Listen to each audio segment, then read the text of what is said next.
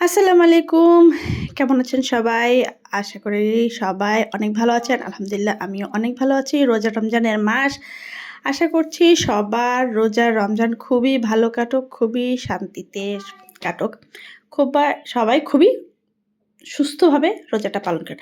তো আজকে আমি আপনাদের সাথে শেয়ার করছি এই রমজান মাসে ৩-৪ রোজা তো চলে গেল। এই ৪ রোজায় আমি ৪ রোজার মধ্যে ৩ রোজাতেই আমি ইফতারি করেছি যে আইটেমটা দিয়ে। যেহেতু আমি একটা ডায়েট প্ল্যানের মধ্যে আছি, চেষ্টা করছি একদম লো কার্বের মধ্যে আমার সবগুলা মিল নেওয়ার জন্য। তো সেজন্য আমি ইফতারে এই ৪ রোজার মধ্যে ৩ রোজাতে এই একটা আইটেম খেয়েছি। আর আজকে আপনাদের সাথে আমি সেটাই শেয়ার করছি। তো আমি এখানে কয়েক রকমের ফল নিয়েছি। আপনার কাছে যে রকমের ফল থাকে তাই নিয়ে নেবেন। আমি এখানে আঙুর নিয়েছি, স্ট্রবেরি নিয়েছি, তারপরে নিয়েছি নাশপাতি, আনার, কমলা, মানে আপনার কাছে যা থাকে তা। তবে একটা কথা না বললেই নয়, সেটা হচ্ছে এই রেসিপিটার মধ্যে যদি কলা দেওয়া থাকে তাহলে সবচেয়ে বেস্ট হয়। কারণ কলার যেমন খেতে যেমন সুইট, তেমনই কিন্তু এর উপকারিতা অনেক অনেক বেশি, যেটা আপনাদের কলা অন্যান্য ফলের চেয়ে বেশি ইনস্ট্যান্ট শক্তি দেয়।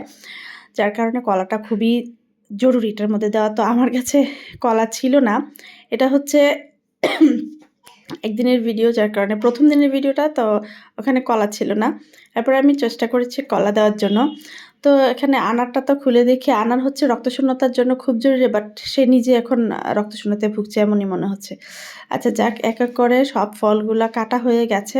আমি যে পরিমাণে খাবো ওই পরিমাণে নিয়েছি। তবে আমার সাথে আমার ছোটো বোন, আমি যেভাবে ডায়েট ফলো করি, সে আমার থেকে দেখে দেখে সে আমারগুলাই খায়। সে কোনো ডায়েট ফলো করে না, বাট আমি যা খাই সেগুলা খেতে চাই আর কি। তো ভাই আমি ডায়েট করব ঠিক আছে, কিন্তু কোনো মানে স্বাদহীন কোনো খাবার বা শুধু স্বাদহীন ঘাসবুট সিদ্ধ এটা সেটা সালাদ খেয়ে ওজন কমাবো ওইরকম ইয়ের মধ্যে ধান্দায় আমি নাই। আমি যাই খাবো মজাদার খাবো, ভালো খাবো, বাট ওজন কমাবো। তো এখানে আমি কিছুটা টক দই নিয়ে নিয়েছি। টক দইটাকে খুব ভালো করে ফেটিয়ে নিয়ে তার মধ্যে কিছুটা বিট লবণ দিয়েছি, আর দিয়েছি মধু। মধুটা হচ্ছে মিষ্টির জন্য, তো আপনারা চাইলে চিনি ব্যবহার করতে পারেন। চিনিটা আনহেলদি, তাই চিনি না দিয়ে মিষ্টির জন্য আমি মধু দিয়েছি। আর এখানে আগে থেকে ভিজিয়ে রাখা চিয়া সিড আছে, তো চিয়া সিডটা আমি এখানে 1 টেবিল চামচ ভিজিয়েছিলাম পানি দিয়ে। ওটাই চিয়া সিডটা ভিজিয়ে নিলে ভালো হয়, কারণ ভিজিয়ে নিলে এটা অনেকটা আঠালো একটা টেক্সচার আসে, খুব ভালো মিক্স হয়ে যায়। তো চিয়া সিডটাকে এখন আমি দইয়ের সাথে মিশিয়ে দিব। দইটাকে খুবই ভালো করে ফেটিয়ে নিতে হবে, যাতে একদম সিল্কি একটা ভাব আসে দইয়ের সাথে।